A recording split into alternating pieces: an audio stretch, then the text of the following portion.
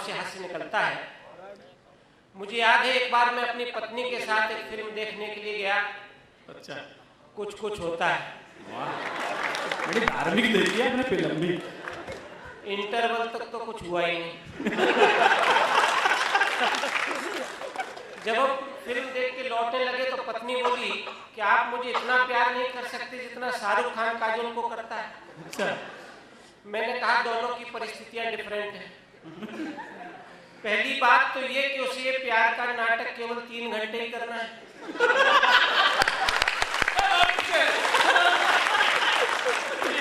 तो जिंदगी भर का मरना है। दूसरी बात ये कि उसे प्यार करने के 3 करोड़ रुपए मिलते हैं। यहाँ मिलना करना तो दूर, जिस दिन ढंग से प्यार कर लो तो 10-5 हजार की चोट लगना।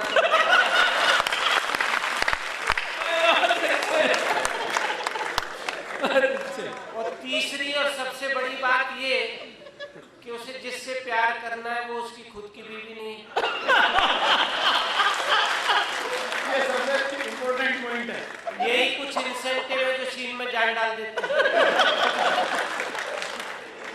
साहब मैं देख रहा हूँ मेरी बात सबसे ज्यादा उन लोगों की समझ में आ रही है जिनकी अभी तक शादी नहीं हुई, या फिर उन लोगों की जो अकेले ही आए हैं। क्योंकि जितने लोग भी जोड़े से बैठे हैं वो तो पहले मेरी बात सुनते हैं, फिर एक दूसरे की शक्ल देखते हैं तब।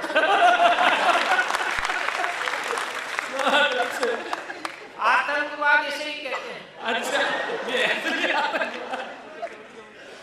मित्रों, आपका शहर बहुत भाग्यशाली है जिसने भाई विनीत चौहान जैसे व्यक्ति को जन्म दिया है। मेरी इनसे मुलाकात यहीं राजस्थान में एक धौलपुर करके एक जगह है, वहाँ के कवि सम्मेलन के दौरान आज से 15-20 साल पहले हुई। इन्होंने वहीं बातों में मुझसे पूछा कि आप क्या हैं। मैंने कहा जी मैं सीनियर अधिकारी हूँ रेल मंत्रालय में। मैंने कहा आप, ये भी कहाँ पीछे हटने वाले। बोले जी मैं प्रोफेसर हूँ केमिस्ट्री का। अब केमिस्ट्री बोलने से जरा मेरे ऊपर रुतबा अच्छा पड़ा, क्योंकि यही एक ऐसा विषय था जो कि स्कूल के समय में मेरे समझ में कम आया। फिर इन्होंने बातचीत को आगे बढ़ाया। बोले कुछ तो आपको केमिस्ट्री याद होगी। मैंने कहा थोड़ी बहुत है। कहने लगे अच्छा ये बताओ पानी का फॉर्मूला क्या है। मैंने कहा बात धीरे धीरे शुरू कर रहा है, जैसे ही मैं पानी का फॉर्मूला बता दूंगा तो अगली बार फिटकरी का फॉर्मूला। तो मैंने कहा कि पानी का फॉर्मूला तो बहुत दिन हो गए याद नहीं है, आप बताओ। बोले HHO। तो मुझे लगा भाई इसकी जनरल नॉलेज तो मेरे से कम ही दिख रही है। मैंने कहा भाई पानी को तो H2O कहते हैं। बोले आप रेलवे में हो, आपके प्लेटफॉर्म पे बैठते हैं तो कहते हैं जी गाड़ी क्रमांक 12057 झेलम एक्सप्रेस प्लेटफॉर्म नंबर इतने से इतने बजे रवाना होगी। बोले जब आप 11204 कह के बोल सकते हो तो मैं H2O को HHO क्यों नहीं कहता। तो एक बात मैं चाहता हूँ कि आपके इस लाडले कवि को, जिसका क्या जन्मदिन भी है, एक बार ताली बजा करके।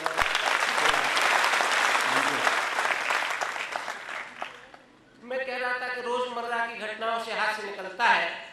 मुझे याद है एक बार मैं सुबह घूमने के लिए जा रहा था कि एक सज्जन मिल गए। बोले बेधड़क जी ये बताओ कि मुर्गा सुबह बांग क्यों देता है। मैंने कहा ये उसकी चॉइस का मामला है। कहने लगे कोई तड़कती सी भड़कती सी बात बताओ कि मुर्गा सुबह बांग क्यों देता है। मैंने कहा भले आदमी, कोई भी मुर्गा अपनी पूरी बुलंदी में तभी तक चिल्ला सकता है जब तक उसकी मुर्गी सोई हुई हो। लेकिन जरूरी नहीं है कि हर मुर्गा ही बांग दे। कई मुर्गे तो इतनी भी हिम्मत नहीं जुटा पाते, वो मेरे जैसे को खड़ा कर देते। मेरी मुर्गी सामने है ना, इसलिए तुम्हारी मुर्गी दिल्ली है। फर्क है भाई। इसीलिए मैं कहता हूँ अपनी पत्नी से कि एक बात अपने भैया को मत बताया करो।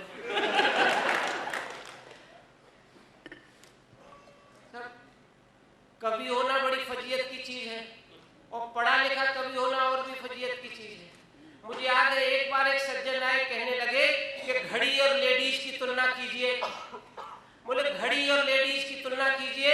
मैंने कहा लीजिए, दोनों ही घूमने से नहीं थकती, दोनों ही रात दिन टिक टिक करती हैं, और दोनों के लाइट मॉडल आजकल ज्यादा पसंद है। Light model?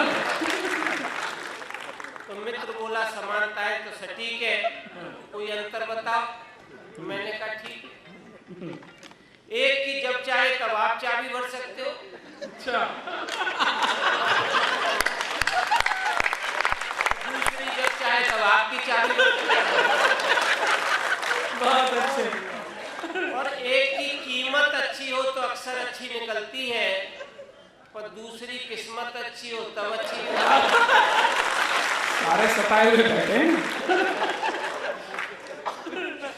किस्मत अच्छी हो तो। और एक ज्यादा अच्छी हो तो चोरों की नजर रहती है,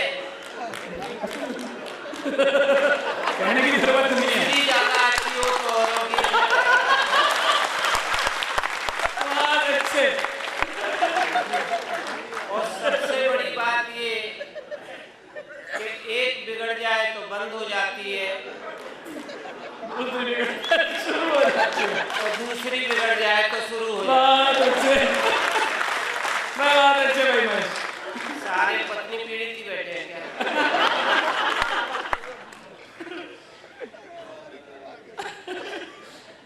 बहुत अच्छे। मंच पे आएंगे तो उनकी भी कम हो जाएगी ना, क्योंकि तब तक भाभी जी भी घर से आ जाएंगे। तो मित्रों, कई बार तो क्या होता है कि कई लोग मुझसे कहते हैं कि कोई तड़कती सी भड़कती सी रचना सुनाओ, तो मैं उनसे कहता हूं कि जितनी गुदगुदाने वाली और मौलिक बात छोटे छोटे बच्चे करते हैं, उतना बड़े से बड़ा हास्य इनका कभी भी नहीं कर सकता। वाह। एक बार परीक्षा में बच्चों से कहा गया कि 4 पेज में लिखिए आलस किसे कहते हैं। 4 पेज में? 4 पेज में लिखिए आलस किसे कहते हैं।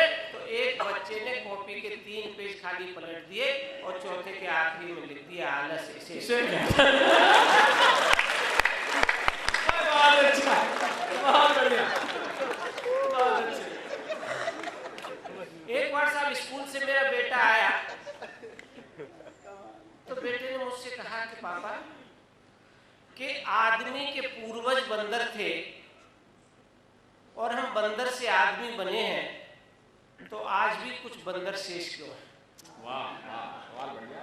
बोले आदमी के पूर्वज बंदर थे और हम बंदर से आदमी बने हैं, तो बताओ आज भी कुछ बंदर शेष क्यों हैं? इस प्रश्न का मेरे पास कोई जवाब नहीं था। तो मैंने कहा इसका जवाब तो मुझे नहीं मालूम। तो मेरी बेटी बोल पड़ी कि पापा मैं बताऊं। मैंने कहा बता। बोले कि जब बंदर बैठने लगे तो धीरे धीरे उनकी पूंछ घिसने लगी और वो बंदर से आदमी बन गए, और जिनमें उठने बैठने की तमीज नहीं आई वो आज भी बन गए। क्या बात है।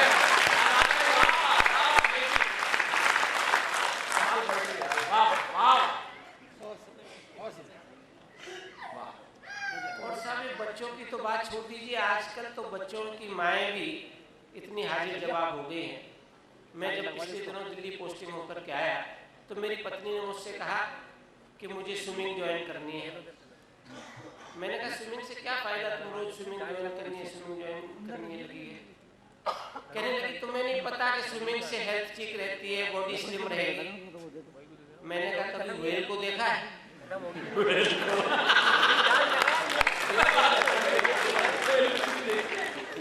बोले इससे तो तुम्हें सोचने की जरूरत है कि अगर जिंदगी में बिना हाथ पैर चलाए ऐसे ही पड़े रहोगे तो कुछ भी नहीं हो सकता।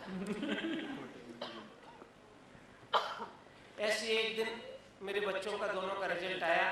बेटी के 97% आए, बेटे के 96% आए। तो मैंने पत्नी को छेड़ने के अंदाज में कहा, तुम्हें नहीं लगता दोनों बच्चों ने अपना दिमाग मुझसे पाया है? तो पत्नी बोली इसमें क्या शक है, क्योंकि मेरा तो मेरे पास पूरा बकाया है।